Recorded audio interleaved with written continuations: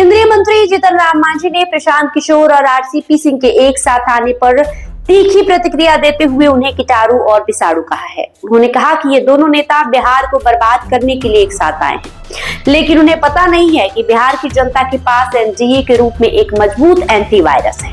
मांझी ने कहा कि पीके और आरसीपी सिंह जैसे नेता आपस में मिलकर जनता को बर्बाद करने की सोच रहे हैं, लेकिन बिहार की जनता उन्हें माफ नहीं करेगी। उन्होंने कहा कि एनडीए बिहार की जनता के हितों की रक्षा करने के लिए पूरी तरीके से सक्षम है, पूरी तरीके से तैयार है। आपको बता दें, केंद्रीय मंत्री जीतन राम मांझी ने कहा कि पीके और आरसीपी की जोड़ी को ये समझना चाहिए कि एनडीए का एंटीवायरस किसी भी वायरस से निपटने में कारगर है।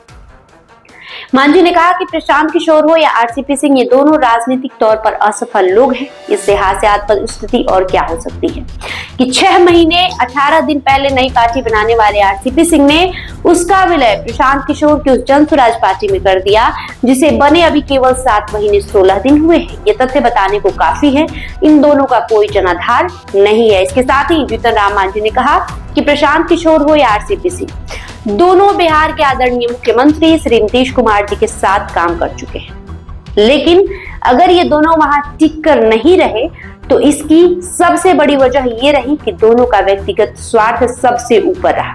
पीके और आरसीपी सिंह दोनों के बीच जनता दल यूनाइटेड में रहते किस तरह का अहम टकराव रहा है, ये सब जानते हैं।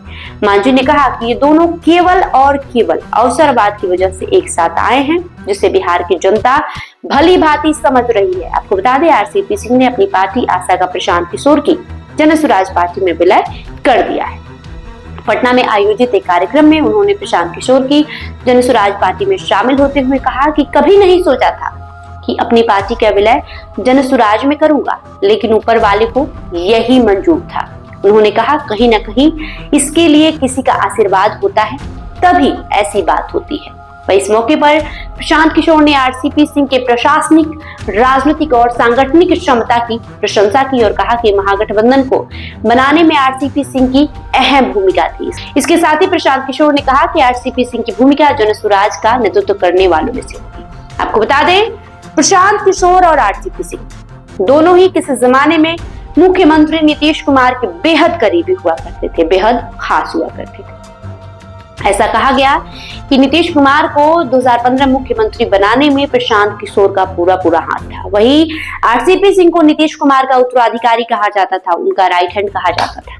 लेकिन जदयू से आरसीपी सिंह को निकाले जाने के बाद वे भाजपा में शामिल हुए, पर भारतीय जनता पार्टी ने भी आरसीपी सिंह को वो तरजीह नहीं दी जो उन्हें चाहिए था, जिससे तंग आकर आरसीपी सिंह इग्नोर महसूस करके आरसीपी सिंह भाजपा छोड़ दी और वो 6 महीने पहले अपनी पार्टी बनाए थे, जिसका आज जनसुराज पार्टी में प्रशांत किशोर की पार्टी में विलय हो चुका है।